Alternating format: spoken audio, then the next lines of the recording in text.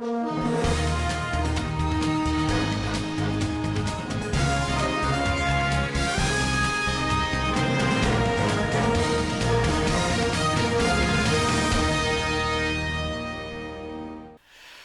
is Thursday, April 30th. Welcome to this edition of Nevada County Now. The time of filming, there are no new cases of COVID-19 to report. Our total remains at 41 laboratory confirmed cases, 29 in eastern Nevada County and 12 in western Nevada County. The total number of tests performed in the county also remained the same at 1,190. For the most current information, visit mynevadacounty.com/coronavirus. Nevada County Public Health released a statement today announcing that next week, new testing sites will be available. This comes after Governor Gavin Newsom's recent announcement to add more than 80 community testing sites across the state. Nevada County will launch a test site in Grass Valley, and another site in neighboring Placer County in the North Tahoe area will also be available to serve nearby Nevada County residents in the Truckee-Tahoe area. Nevada and Placer counties collaborating on the testing site locations in an effort to ensure that the sites are strategically placed and that people who have had difficulty accessing testing are able to gain that access with the least amount of required travel.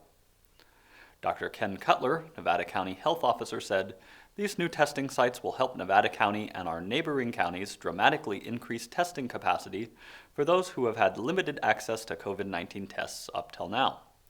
Additional testing locally and statewide will help us work towards a thoughtful and phased reopening."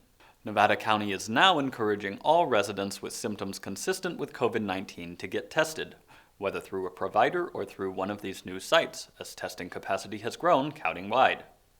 Testing will be by appointment only. Additional information and location details will be released when appointments become available.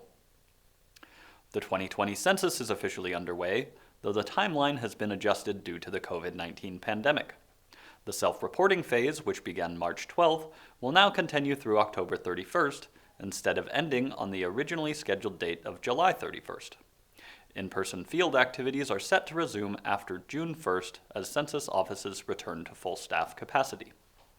Currently, Nevada County is at 49% self-report rate, below the state average of 55.7%.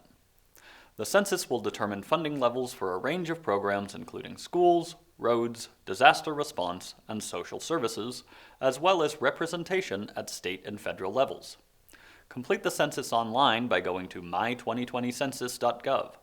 Let's get our self-reporting numbers well above average. Nevada County farmers markets, which have now been deemed essential businesses, are set to return this weekend with new physical distancing rules in place. The Grass Valley Farmers Market on Saturdays begins this weekend at its new location at McKnight Crossing in the Kmart parking lot and runs from 8 a.m. to 1 p.m. The Tuesday market begins next week at the Pine Creek Shopping Center in the Raley's parking lot from 8 a.m. to 1 p.m., and the Grass Valley downtown and Thursday night markets are not yet open. The Nevada City Farmers Market will be held this Saturday from 9 a.m. to 12 p.m. off Union Street in Nevada City in the Three Forks parking lot. The summer season weekly markets will begin June 6th. If you'd like to learn more about safety measures put in place for the market, visit ncfarmersmarket.org. Both markets accept EBT CalFresh benefits, and you can even double your EBT shopping dollars with the Market Match program. Remember to keep yourself and community safe by practicing physical distancing and wearing a mask or cloth face covering. Local businesses are struggling right now. Many have applied for paycheck protection programs, but very few have received any money yet, and some are skeptical that they will get any at all. Despite their struggles, however, optimism remains, bolstered by a supportive community. In a piece written by the Union today, Kirk Valentine, owner of Nevada City Classic Cafe, is quoted as saying, "We've had really good experiences with people coming in and helping us. I've been all over the world, and Nevada City is a very special place as far as I'm concerned. When we have our difficulties, we get stronger because of who we are." Some businesses are even finding ways to give back to the community during this difficult time. One of these is Briar Patch Co-op.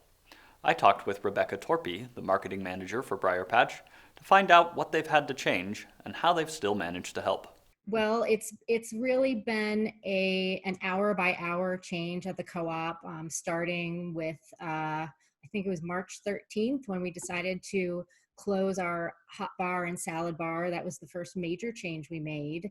And then really day by day, our pandemic response team, which is a group of managers that we have, including myself, started to make some major changes. We closed down our bulk section bit by bit. And you see changes there now where you can still get some bulk, but everything's prepackaged. Okay. We have now we're only allowing 40 customers in the store at a time Gotcha. to allow for social distancing, which is hugely important. All of our staff are wearing masks, and we've put up the barriers at the registers, Okay. disinfecting between every transaction. And we've also had we're having hero pay for our staff, so we've increased pay for the next few paychecks for our frontline workers because we think that's really important for them. They've been doing a fantastic job. At the beginning of this whole thing, with a lot of people stocking up on certain things and all of that, there was a lot of concern about sort of the supply chain and where things were going to be coming from.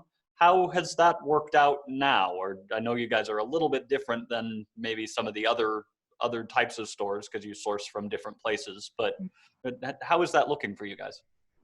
Our supply chain is starting to kind of even out a bit. I mean, there still are some out of stocks here and there, but for the most part, things are really starting to level out a bit.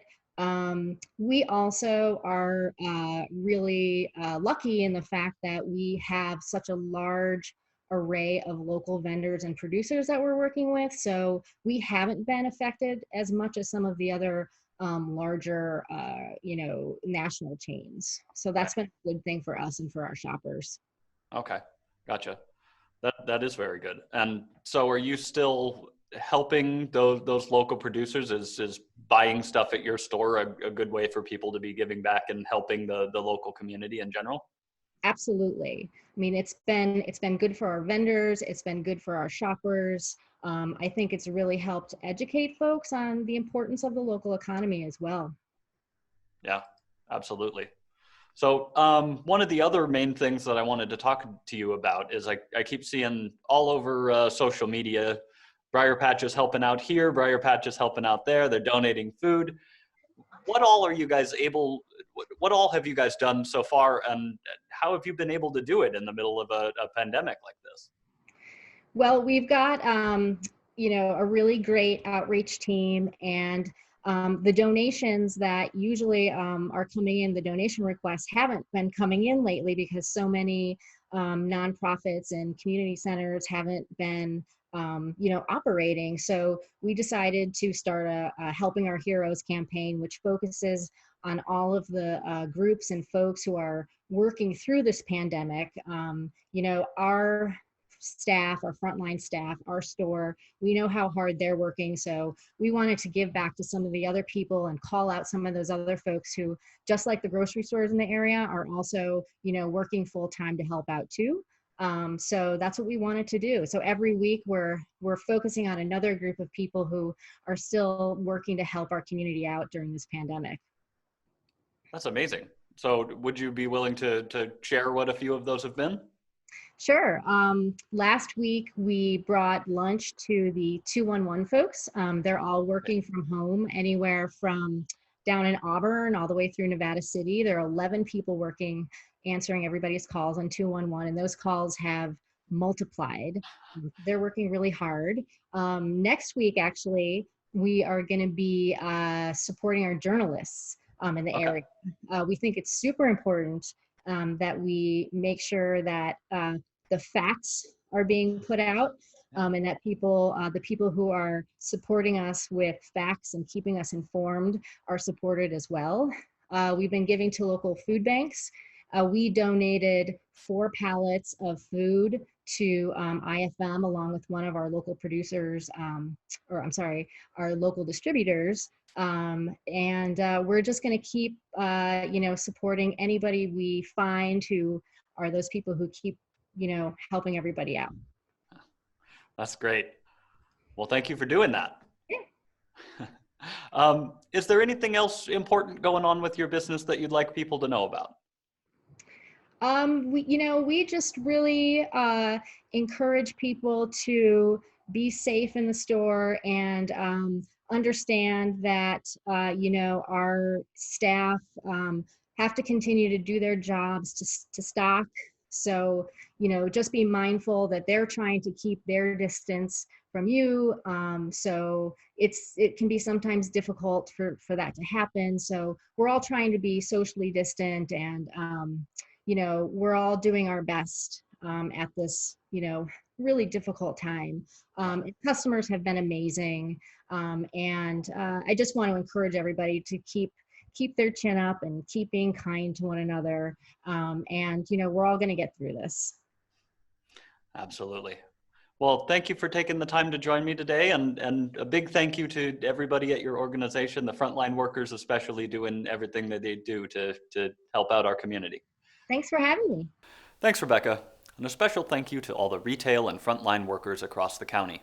Your hard work is keeping our community running. Also, be sure to visit theunion.com to read the great article written by Sam Corey, which contains more information about how several other businesses are coping with this situation. We'll leave you today with a brief look at some of the many things Briar Patch Co-op has to offer. Remember, stay safe, take care of each other. We'll see you tomorrow.